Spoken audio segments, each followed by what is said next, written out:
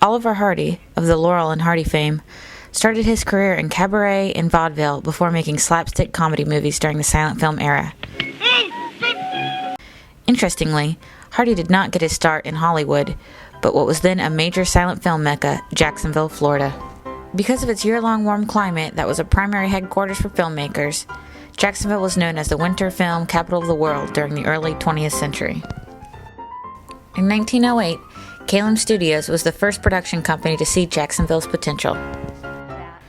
Devin Stewart, co-chair of Norman Studios, says the company sent scouts for warmer weather and versatile landscapes to invest in. Stewart said not only did Jacksonville have both, but a clean slate to start from. He happened to stop in Northeast Florida, where just 6 years earlier, the Great Fire of 1901 had wiped out the entire downtown core. So he gets off the train, and there's this gleaming, modern, new downtown. We were the most modern downtown area in all the country, just out of the sheer necessity to rebuild. Over the next decade, 30 studios followed suit and began producing and distributing film in the Jacksonville area. One notable studio was Norman Studios, which still stands today on Arlington Road. Owned and operated by Richard Norman from 1920 to 1928, Norman Studios now houses artifacts associated not only with Richard Norman, but Jacksonville's silent film Gilded Age. It is where Norman created, filmed, and screened many of his films. It housed its own theater, cast dressing room, and electricity generators that fueled the studio's movie-making productions. However, these movies were not like other silent films of their time. They were called race films for their all-black cast and positive, non-stereotypical portrayal of African Americans during the 1920s. The only surviving film, The Flying Ace, was inspired by Bessie Coleman, the first black female stunt pilot.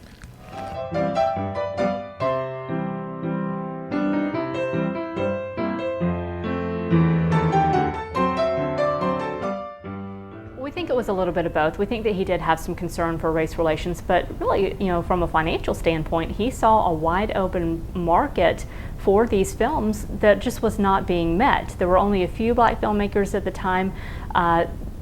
Mainstream, if there was a black character in a mainstream, white-made film, it was invariably it was a very negative, very stereotypical type of character. Filmed entirely on the ground at the studios, The Flying Ace would go on to influence generations. We're told by some war historians that some of the young boys who sat in the audiences, and watched that film also were inspired to fly, and some of them grew up to become some of the Tuskegee Airmen. So you had this film that was inspired by this amazing African-American aviation hero, and in turn it goes on to inspire a whole another generation of amazing African-American aviation heroes.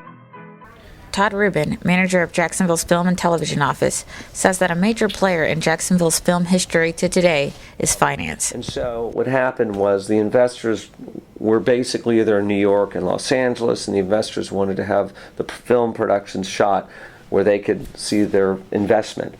So in essence, that was one reason why the productions fled, or they left Jacksonville. Rubin has been productive in revitalizing Jacksonville's stake in film.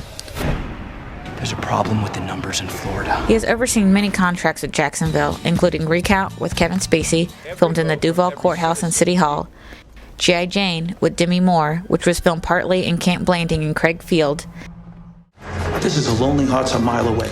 And Lonely Hearts with John Travolta, filmed partly in Cecil Field. I like it when he wants me work. Rubin says that to keep blockbusters interested in Jacksonville, we have to offer them financial incentives to compete. And in my crystal ball of hopes and prayers, we would love to have a local City of Jacksonville incentive to use in our war chest, if you will, our toolbox, to try and attract the large-scale multi-million-dollar productions.